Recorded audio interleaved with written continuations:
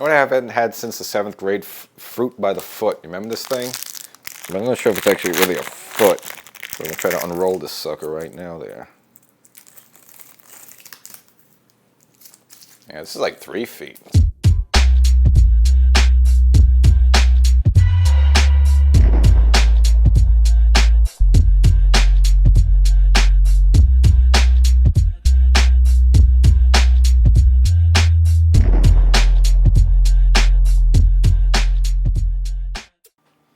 Welcome to Section 420, Talkin Yankees. Well, there'll be a new chapter in the rivalry between the Yankees and the Boston Red Sox, both teams squaring off in the wild card round. Fortunately, the Yankees coming up a little bit short in the AL East, even though they tried their darnest, but unfortunately had the same record as the Toronto Blue Jays, but of course Toronto had the tiebreaker, so the Yankees would go face their nemesis, the Boston Red Sox. And frankly, maybe that's the way we do want it. It's nothing more exciting than postseason Yankees-Red Sox. So kind of give the backdrop of the thing, the whole tale of the tape, the pitching matchups, the times, the whole enchilada there. And plus, not that I'm promoting gambling like that, but of course you're always wondering the wagering lines, what Las Vegas is thinking about, who's going to win the series there. I'll kind of give you a clue into that as well. I think you'll like the news there, but it doesn't guarantee anything.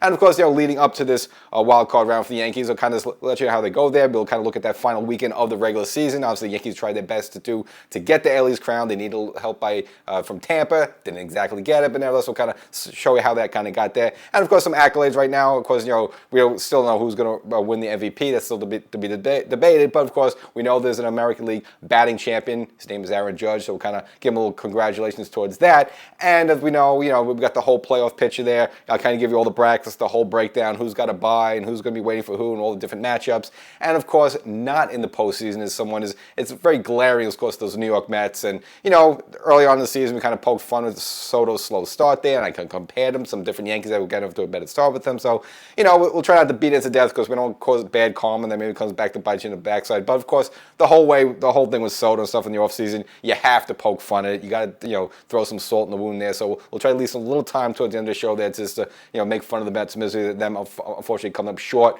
losing 2 out of 3 against the Florida Marlins, like when the team's like the lowest payrolls in baseball there. So a lot of good stuff for Yankee fans. So you got some excitement, you got some Yankees, Red Sox, and of course you got some Mets misery there. So we get the whole thing started. Before we do, make sure you subscribe to the audio podcast version of Section 420 Talkin Yankees. That's what you're going to do. Get my quick takes on things, especially now that we're in the postseason there. And obviously you don't have to wait a whole week to kind of get my feedback on stuff like that. And of course, if you're watching on TV or YouTube right now, make sure you subscribe to the channel, the YouTube channel as well. Get it all. So, it seems like every couple of years in baseball, they kind of update the wild card rules. And ironically, the last time Yankees were in this position was also against the Red Sox. Of course, that was back in 2021, where you just had a one-game sudden death sort of situation. That was up in Fenway. Of course, we know the Yankees lost that game 2-0. That's when Nathan Eovaldi outpitched Garrett Cole. And the Yankee offense showed up a big goose egg in that game. At least this one is not, not as detrimental, but it's still short there. So obviously you do not want to lose the first game. But again, it's a best out of 3. But some of the good points about this is that it's just 3 games in a row there, so there's no breaks in between. And the Yankees, since they're the higher seeded wild card team there, all 3 games will be at Yankee Stadium. So that's the good news for the Yankees. Now the schedule starts Tuesday the 30th. That will be game 1. And of course, Wednesday the 1st, October 1st will be game 2. So you'll have some October baseball either way. And then if needed, hopefully the Yankees don't need it, but if needed, then the final game, that'll be October 2nd, Thursday. Again, all 3 games in the Bronx. All 3 games starting at 6:08, which you kind of figure because it's the Yankees. I mean, mostly, they're always going to put the Yankees on prime time anyway. But of course, if Boston versus Yankees, I mean, that's definitely prime time there. So all 3 games at 6 o'clock. And I kind of think that benefits the Yankees because sometimes you have these games that start at 3 o'clock or 5:50. And it just seems like the Yankees always lose those games. I don't know, because the shadows are coming halfway in. You kind of, I just rather have a game actually start like a normal baseball time. Even 6:08 is a little bit early-ish, but it's not terrible there. So I think that kind of just benefits the Yankees. Again, if these games were like 3:30 in the afternoon, I just don't like those type of games. And I always feel like the Yankees always lose them. So at least that's the benefit for there. And for the Yankees themselves, they're only a few games better than the Red Sox in the standings. Of course, the Yankees finished second place in the AL East. Red Sox coming in with a record of 89-73 versus the Yankees 94-68. Again, the Yankees were tied for first place in the AL East. Boston was 5 games behind them. Not that means much, but of course, unfortunately, the tiebreaker goes to Toronto. So Toronto actually will get a bye in this round, and the Yankees and the Red Sox will be able to lock up. And if we look at some stats there, you can throw most of this out there, but this is all regular season. But it is kind of interesting to look at. If you want to look at team batting average, just about the same. Boston hitting 254 versus the Yankees 251. So Boston hitting is 3 points higher in batting average. Again, is that a big deal? Not really.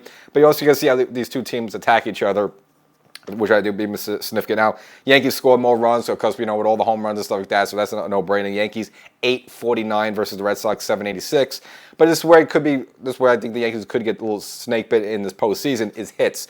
Boston has more hits than the Yankees, 1,414 versus the Yankees, 1,371. Now you might say, well, that's only about 40 more hits there, but that's kind of how these two teams differ. The Yankees, we all know that they're all about the long ball and the home run. They just beat your brains to death with a home run, which is great in a 162 season regular season game when you're playing a lot of teams like the Baltimore Orioles and the White Sox. When you start playing the better teams versus the better pitching, usually those home runs aren't there, and then you need hitting. And Boston, that's kind of how they attack you. So they're not going to bludge you to death with home runs like the Yankees do, but they hit a lot, they get on base, they use their speed, and that's usually stuff that kind of beats you in the playoffs there. So that's kind of how the Yankees have to be concerned with the Red Sox. And again, that's how they attack teams in the regular season. So Boston probably more of the better contact hitting team. Again, the high batting average, more hits.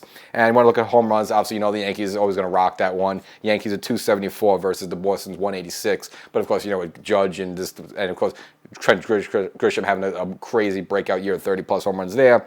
And on-base percentage, Yankees marginally better as well. Again, Yankees, at least batters, and plus you got guys like Judge that just gets walked all the time. Yankees an on-base percentage of 332 versus Boston's 324. Now, the Yankees are only 10% higher there, but you can see how both teams attack there. Boston's probably more of a team that gets on contact, gets on base, and probably runs the bases well, steals bases. And obviously, remember what happened last season when they had that game that had like 9 stolen bases. And again, that's obviously that was that Sunday Night Baseball game. They swiped 9 bases there off the Yankees. And that's when the Yankees made the move to go to Austin Wells there. So that's how Boston kind of attacks you, and they play good defense as well. On the pitching side there, it's kind of maybe I'll say pretty evenly matched up more or less there. But if you want to just look at the stats, ERA, Boston a little bit better at 3.70, Yankees at 3.91. Walks, Yankees have walked more batters at 557 versus Boston's 530, but Yankees have also struck out more batters at 1,440 versus Boston's 1,331 there. So Yankees have walked more, but there's also struck out more. So, but that's what Boston is. So if you're the Yankees, but we all know the problems in some of the past postseasons there is that they haven't gotten a lot of those big home runs there, which is what kind of hurt them a little bit. Now, we saw what Stanton did last postseason, so you kind of bucked that whole trend there. Can you expect Stanton to do that?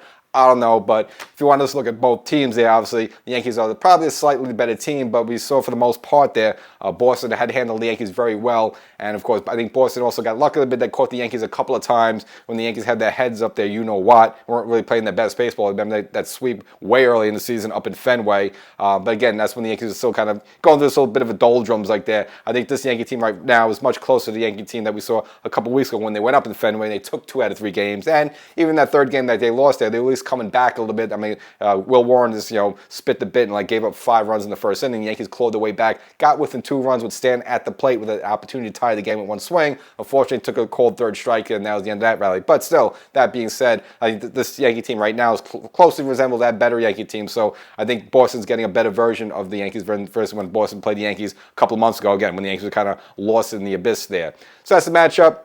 Obviously, I think, it's going to be kind of interesting because you don't really have, you get the 1 day off and then you jump right into the postseason. So it's going to be interesting how the fans are.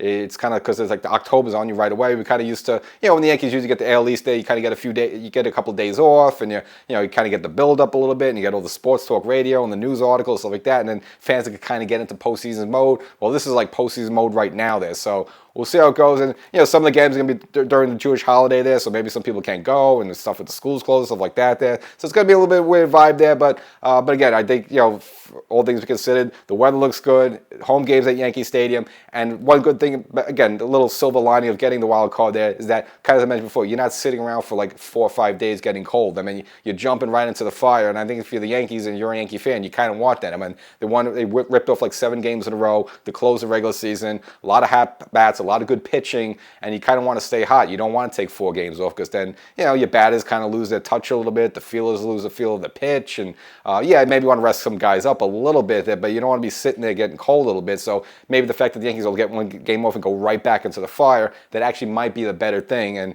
you can always look back to the 1996 World Series when the Yankees closed early against the Baltimore Orioles there. The first 2 games at Yankee Stadium, the Braves came in and just pounded their doors in. The Yankees just looked like, whatever. It's like they haven't played baseball in months there. And finally, when they got down to Atlanta, they kind of righted the ship a little bit. But again, so you don't want to be waiting around too many days. So I think overall this would be good news for the Yankees, and also coming in relatively healthy. I know Jazz was hit by a pitch in the Saturday game against Baltimore there. CAT scan shows negative there, and he could have been available if you needed them, but maybe caution with him. But he said he should be good once the playoffs start there. So, if you look at the rest of the Yankees, they're all relatively healthy. I mean, I know Stanton's been dealing with his elbow issues like that the whole season there, but it's not like some years past where some guys have been really banged up, and like with Garrett Cole, you remember a couple of seasons he would come in with a bad hamstring and not really be his full self. The Yankees look pretty hefty there going into the series. And speaking of pitching, there we'll just kind of give you the pitching matchups really quickly. First game, which is predictable as hell, Max Fried versus Garrett Crochet, and we saw those two lock up a couple of, not too long ago at Yankee Stadium. Now Crochet bested Fried, but it was only a 1-0 score there, so it's not like Fried was garbage there. It's just obviously he was just very tough on the Yankee hitters there, but that's probably similar to what you're going to see. Second game, Brayan Bello versus Rodon. Again, they smacked him around the last time the Yankees faced him, so you kind of like that situation. And if needed, if necessary, they're going to go with Cam Schlittler. Right now, Boston has actually designated someone for that Game 3, quite as I'm saying this right now. But Cam Schlittler, obviously, you figure it'll be a toss-up between him and Luis Gil. Now, Luis Gil, he's been around the block a little bit longer, but Cam Schlittler's been pitching well of lately. I know they they probably brought Schlittler up at the same time Luis Gil kind of finally joined the Yankees this season. But of the two of them, I think Schlittler's been a little bit more impressive. And if you look at his final start against the regular season, that Saturday game against Baltimore was probably his best start. 7 innings strong, 9 strikeouts, and of course he's pumping 99 miles per hour there. So I think that's kind of a bit of a no-brainer. Obviously, you wouldn't consider Will Warren at all. He's a nice guy, he's a great guy, but not for the postseason. If you see Will Warren, either you're behind by 10 runs or you're up by 10 runs. So either of those, you're probably not going to see Will Warren. So I like the Yankee rotation right now, at least with those 3 games there. And as for who's going to be behind the plate, initially it looks like Wells there going to be the first game. Now we don't know yet if it's official there. I'm not sure about the whole thing because it seems like Ben Rice has really hit really well towards the end of the season, so I'd want to keep his hot bat in there. I'm sure Boone has his reasons. Maybe the pitching matchups, maybe he feels his numbers against Crochet would be better. I don't like that there. So we'll have to kind of wait a little bit to see how they roll out the lineups there. But again, overall, kind of like the Yankees are playing right now. Again, they could have had an opportunity to get the AL East there, so it's not like they stumbled in there. They went in strong and they ended the season winning like 7 games in a row there. So you only get 1 day off. You're coming in hot. All games at Yankee Stadium there. So again, I like the Yankees' chances there. Now in terms of the betting on stuff like that, I'll kind of get that a little bit later there. But again, if I can make a prediction on the spot there, I think I'm gonna go with Yankees in this one. Maybe we'll say I'll go the full 3 games. Probably.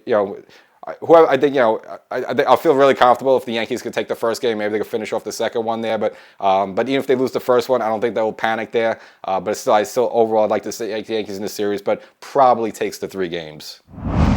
And, I don't rehash old news here, but of course, the Yankees did need that help from Tampa Bay, to at least beat Toronto in one of those final 2 games of the season. So the Yankees kind of held up their ball game, and they swept Baltimore in the final 3 games there. But those last 2 games, you just need Tampa Bay to win one of them. Unfortunately, really none of them are in close. In fact, the last one was like a 13-4 blowout there. And really, I mean, I don't want to harp on it too much, but if you look at what happened with Tampa this season, obviously St. Pete's got hit bad by the hurricane, so the Yankees are nice enough to extend Steinbrenner Field. Okay, you can have your whole season there, so you do these guys a favor, and how they repay you, bleh. And if you look at the matchups, the Yankees had Tampa had the better pitching matchup for those 2 games there. But again, both games almost like blowouts there. So very ungrateful for Tampa there. So, if I'm the Yankees, I would have kicked those guys out, never invite them back.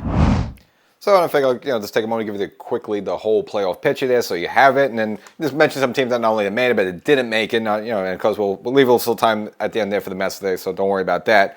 But of course, we got so far in the American League.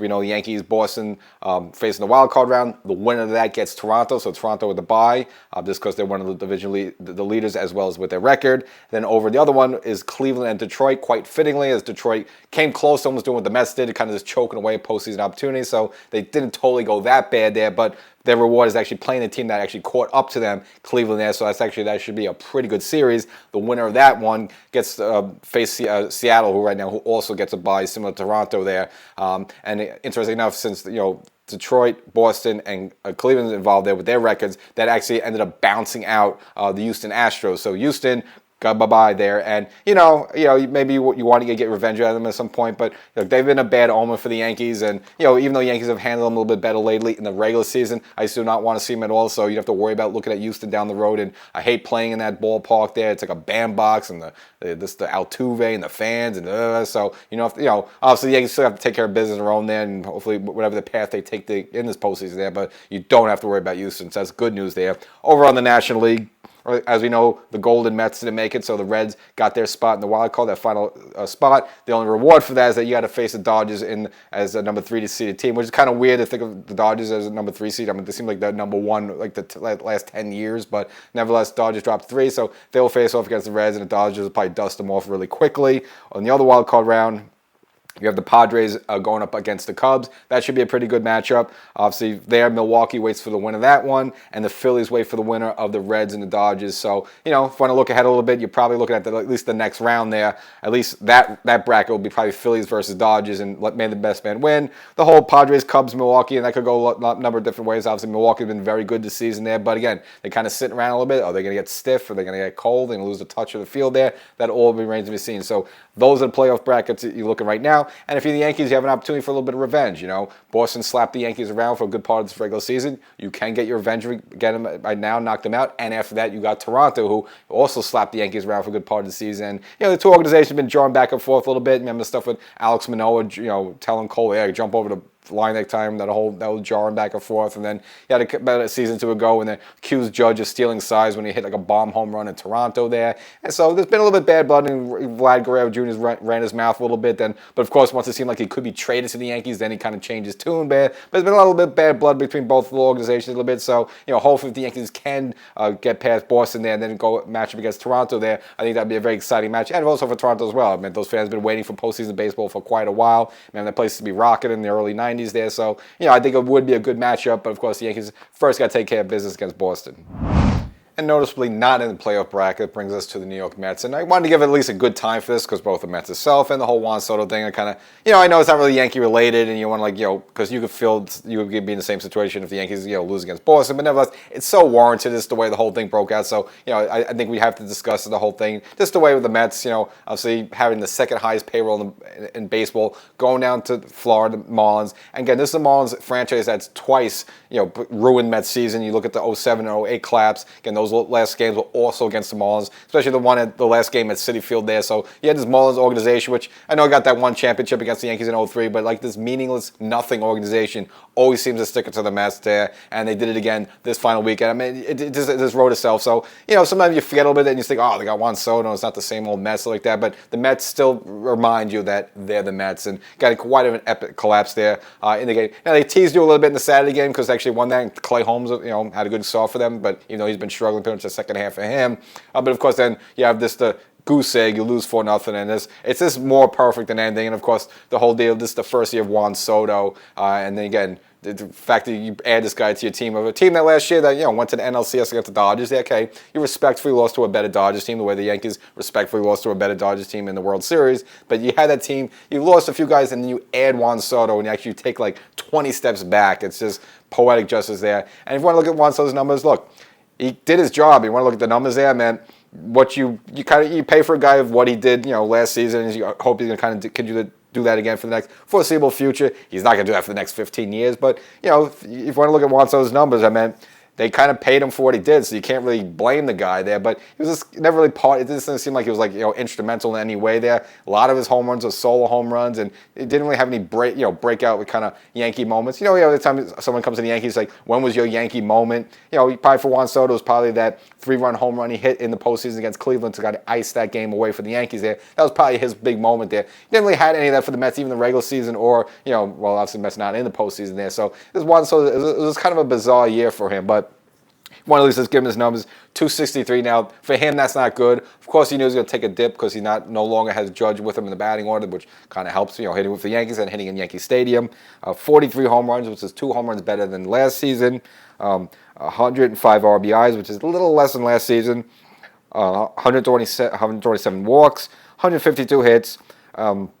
20 doubles, and on-base percentage of .396. Judge is a little around 4 something there, but still pretty good. Now, the weird one was the stolen bases. 38 stolen bases, which he only had 7 last year, and his career high before that was 12, which he did twice. Out of nowhere, became like a base stealing guru, which was almost like a side thing, like a joke, but I guess he kept stealing bases there. But nevertheless, there, you can't really say that he didn't do his job. I mean, didn't put up the numbers there, but he just didn't really feel like he was like really instrumental to the team there. It was kind of a ho-hum team. Remember last year, they had the whole OMG thing going and the Grimace thing going. He just didn't have that with his team there, and the starting pitching obviously just wore out and was pretty much useless by the end there. And obviously the starters, well, we go like 3 or 4 innings, and whatever. Like Peterson, I mean, he started the year great there, and he completely burnt out. You had Senga, you had to send down to the minors there. Obviously, Frankie Montas speaks for himself. Needing Tommy John surgery. We covered it here on this show to kind of just make fun of him a little bit there. So what do you have, like Clay Holmes, and you got to bring up these young kids, but you can't expect like 3 young guns from the farm those to save your season there. So it all fell apart for the Mets. And if you want Soto, remember all the stuff in the offseason where, I looked at both organizations and I feel their minor league system's looking better and the future's looking better. Okay, the future's looking better, and you don't make the postseason in your first time there. So it's just quite incredible, the whole thing. And for Stevie Cohen, you unloaded the payroll, you unloaded the checkbook for this guy, get like $54 million a year, the whole deal. Give him all the things he wants, the security for the family and the luxury suite and all that stuff. And this guy comes up completely empty. Again, going 0 for 3 in the final game with like a walk. Wowee. Maybe stole a base over the weekend. That's about it for them. So a big fat deal for the Mets right now. So again, if you're a Yankee fan, you want to take a little bit of glee in it just because the whole deal happened with Juan Soto there. So, if you're a Mets fan, you got another 14 years of Soto left. So maybe things will get better. And the good news is that now that you're into football season, you have the Jets to look forward to. And of course, we know we're still going to have to wait till the season's over to find out who the MVP is. Of course, the whole thing with Cal Raleigh and Aaron Judge, and I kind of went through all this number previously, so I'm not going to beat that to death. Because Raleigh got, obviously more home runs than Judge, but Judge, at least got over the 50 mark there as well, so quite an accomplishment. But of course, I think one of the main things that separates the two of them, you can look at the OPS and OBP, all that stuff like that. But of course, batting average really glaring. Cal's like around 250 or under there. Judge finished the season at 331, so he becomes your American League batting champion, and it's just really super ironic because a couple of the past seasons when Judge was going for the Triple Crown, he would always get the home runs, he would get the RBI, but it was always the batting average. Someone else would just always have a better batting average than him there, and that's why you'd always miss out on the Triple Crown.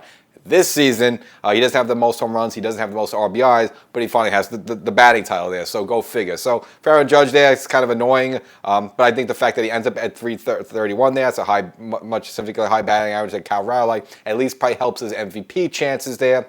And of course, Aaron Judge also hit another milestone. He got 36 intentional walks this season there, which is a new major league record for that, and as well as for the Yankees themselves, but mainly Judge, and we've seen Judge do this a lot, but there's also some Stanton as well, hit a new record of 48 first inning home runs. And how many times you watched the game there where Judges lead off a game or in the first inning, bottom of the first, they hit a home run in Yankee Stadium there. So Yankees collectively have hit 48 of those. The previous record held by the Atlanta Braves, that was 47, so the Yankees eclipsed that, so at least the Yankees also have that feather in their cap.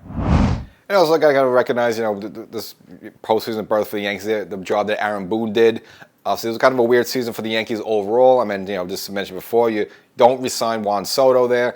Then you find out you go to spring training that Garrett Cole needs Tommy John surgery. Then also figure you get the news that, Giancarlo Stanton can't even swing a bat. Now you might lose Stanton for the season. So before you can get in through spring training, it looks like the season's almost over there. But, the Yankees to the credit, of course, we know the plan B moves they made like that seemed to work for the Yankees there. Got off to a really good start of the season, but of course, which I've documented both here and on the audio podcast, had their doldrums, had their problems during the summer there. And it was like, getting to the point where I've never been one of those people that say fire Aaron Boone, even though, past couple of seasons people have been saying that, fire Cashman, fire Boone like that. I never got on that bandwagon, but I felt that there was that period where I think it was the Texas series in Texas, where I felt that if the Yankees, it was like that final game there, if the Yankees would have lost that and the Yankees were coming back home at that time to the Bronx there, that I think when he landed there, he might have gotten the pink slip. Now, I don't know if that's sure or not there, but that's really when the team was really at a bad spot there. I mean, Judge had just come back. Obviously he was on the IL for a while with the elbow issue there. But of course, that was a kind of a string of games that was really bad for the Yankees, especially with Devin Williams costing them some losses there himself there, and Aaron Boone still going to him like right away, right after in some big spots. So you figure, is Boone going to survive this? A lot of bad decisions, and the team was not heading in the right direction, and again, a lot of fans are panicking, we're falling behind with Toronto. All that being said, the Yankees were able to collect themselves. Obviously, Aaron Judge came back. Even though he came back, it took him a while to really get it going there. But like, kind of Stanton made up to that. He kind of went on a real power surge there. And for all the problems with the Yankees and everything with that in mind, and again, all the Plan B guys kind of worked out for them. Max Fried Monley, you got 19 wins out of the guy there. Paul Goldschmidt, I think at age 37, that's pretty much as you're going to get from him. That worked out. Bellinger turned out to have a good season for you. And Devin Williams, that was probably the most disappointing of the four. You would have to make the trade because it made sense there. But unfortunately, he didn't actually work out the way he wanted. Now, say Williams, he recovered himself a little bit. I'll be still very leery to put him in a big spot in the postseason. But of course, because of his resume and because they're going to keep sending him out there, you probably will see him. That all being said with Aaron Boone, he kind of survived all of it and he made it to the end there. So, he signed obviously a 2-year extension to start the season there. So, whether they fired him or not there is hard to tell. I felt like it was really getting close to this. If you could smell on the wall, I felt for the first time, I actually felt that he might have gotten fired. But all that being said, he was able to save himself, and then he could go to himself at the end of the season there and say, hey, look, I got to the Yankees to the wild card. Is that wild card really impressive? No.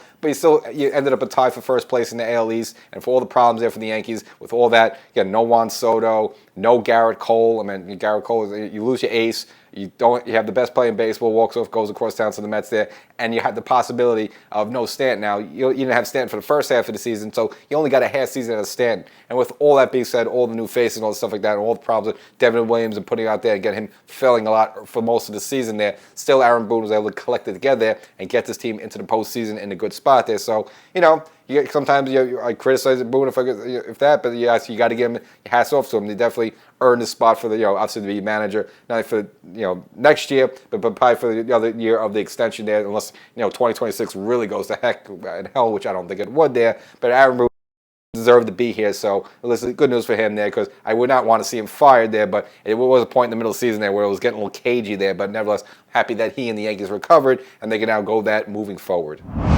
And for those out there like to put down a wager, as I promised, I'll kind of give you at least the odds making, or the betting line for this series there. Now again, I'm not promoting it. I myself don't gamble there because whatever I put my money on, the opposite would happen there. But again, if you're a Yankee fan, though, you would like to hear this news there because at least the betting odds is favorable that the Yankees do win the series there. So this is according to FanDuel. So, credit FanDuel there. So if you do this and you lose your money, blame FanDuel. Don't blame me. This is off them, though. But so right now they have the Yankees at minus 178 to win the series versus Boston plus 148. And I kind of discussed it before, some previous season there, if you're not familiar with gambling, stuff like that. Not that I'm some sort of honcho in that area there.